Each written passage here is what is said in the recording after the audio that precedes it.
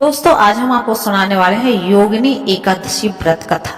तो सबसे पहले आपको बता देते हैं इसका महत्व क्या है, इसको रखने से क्या फल मिलता है, उसके बाद आपको हम कथा सुनाएंगे। दोस्तों हर एकादशी का अपना अलग महत्व होता है, इन्हीं अलग अलग विशेषताओं के कारण इनके नाम भी अलग अलग रखे गए हैं।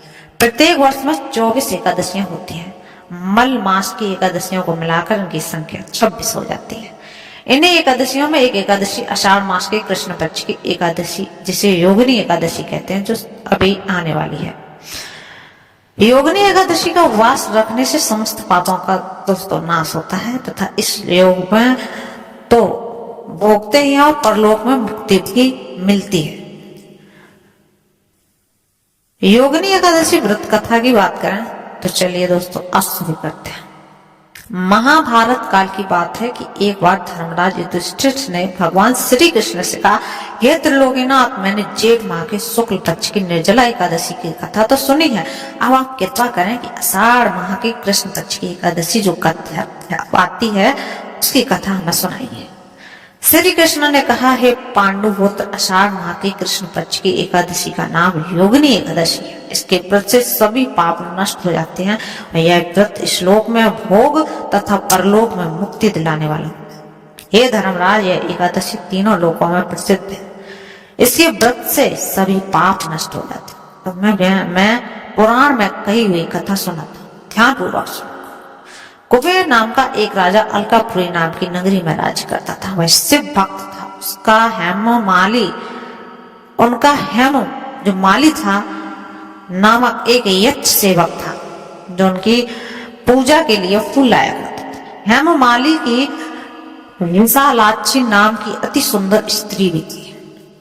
एक दिन वह मानसरोवर से पुष्प लेकर आया, किंतु कामासक्त होने के कारण पुष्पों को रखकर अपनी स्त्री के साथ रमण करने लगा। इस भोग विलास में दोपहर हो गई। हेममाली की राह देखते देखते जब राजा कुबेर को दोपहर हो गई, उसने क्रोध पूर्वक अपने सेवकों को आज्ञा दी कि तुम लोग जाकर पता करो कि जो माली है हेममाली अभी तक पुष्प लेकर क्यों नहीं आया। जब सेवकों ने उसका पता लगाया तो राजा के पास जाकर बताया कि ये राजन, वह हेममाली अपनी स्त्री के साथ रमण कर रहा है। इस बात को सुन राजा कुबेर ने हेममाली को बुलाने की आज्ञा दी। डर से कांपता हुआ हेममाली राजा के सामने उपस्थित हो गया।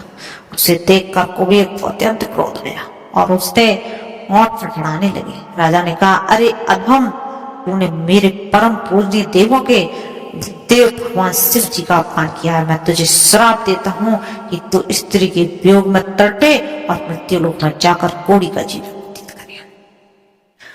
फिर क्या था, कुबेर के श्राप से वह तत्क्षण ही स्वर्ग से पृथ्वी पर गिरा और कोड़ी हो गया। उसकी स्त्री भी उसके बिछड़ गई। मृत्यु लोक में आकर उसने अनेक भयंकर कष्ट भोगे, किंतु शिव की कृपा से उसकी बुद्धि मलिन न हुई और वह पूर्व जन्म की शुद्ध उसे बनी। अनेक कष्टों को भोगते हुए अपने पूर्व जन्म के कुकर्मों को याद करता हुआ वह हिमालय पर्वत की तरफ चल पड़ा। चलते चलते वह मार्कंड ऋषि के आश्रम में जा पहुंचा। वह ऋषि अत्यंत वृद्ध और तपस्वी भी थे। वह दूसरे ब्रह्मा के समान प्रतीत हो रहे थे। उनका वह आश्रम ब्रह्मा के सभा के समान शोभा दे रहा था। ऋषि को देखकर हेममाली वहां गया और उन्हें प्रणाम करके उनके चरणों में गिर गया। हेममाली को देखकर मार्कंड ऋषि ने कहा, तूने कौन से निर्कष्ट काम किए हैं जिससे तू कोढ़ी हुआ है और भयानक कष्ट भोग रहा है। महर्षि की बात सुनकर हेममाली बोला, हे मुनि श्रेष्ठ, मैं राजा कुबेर का अनुचर था। मेरा नाम हेममाली है। मैं प्रतिदिन मानसरोवर से फूल लाकर शिव जी की पूजा के लिए कुबेर को दिया करता था।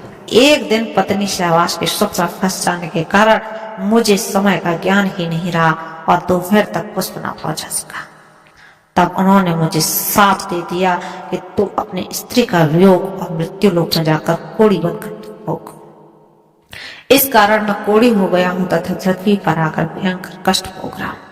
अतः कृपा करके आप कोई उपवास बताइए जिससे मेरी भी मुक्ति हो। मार्कंड ऋषि ने कहा, हे हेममाली, तूने मेरे सन्मुख सत्य वचन कहे, इसलिए मैं तेरे उद्धार के लिए एक व्रत बताता हूँ। यदि तू आषाढ़ माह के कृष्ण पक्ष की योगिनी नामक एकादशी का विधान पूर्वक व्रत करेगा तो तेरे सभी पाप नष्ट हो जाएंगे। महर्षि के वचन सुन हेमा माली अति प्रसन्न हुआ और उनके वचनों के अनुसार योगिनी एकादशी का विधान पूर्वक व्रत करने लगा। इस व्रत के प्रभाव से पुराने स्वरूप में आ गया और अपनी स्त्री के साथ पूर्वक रहने लगा। भगवान श्री कृष्ण ने कहा, हे राजन, इस योगिनी एकादशी की कथा का फल 88,000 ब्राह्मणों को भोजन कराने के बराबर होता है। इसके व्रत में सभी पाप नष्ट हो जाते हैं और अंत में मोक्ष प्राप्त करके प्राणी स्वर्ग का अधिकारी बनता है। ऐसी योगिनी एकादशी का प्रभाव है, महत्व है। दोस्तों, आप भी योगिनी एकादशी का व्रत रखिए और अपने सभी कर्मों को शुभ बनाइए। तो दोस्तों, ये थी आज की वीडियो। कल फिर मिलते हैं एक नए वीडियो के साथ। के लिए चैनल पर नए हैं तो चैनल को कर लीजिए सब्सक्राइब और बेल आइकन दबाना दोस्तों मत भूलें। ऐसी अपडेट के लिए धन्यवाद दोस्तों।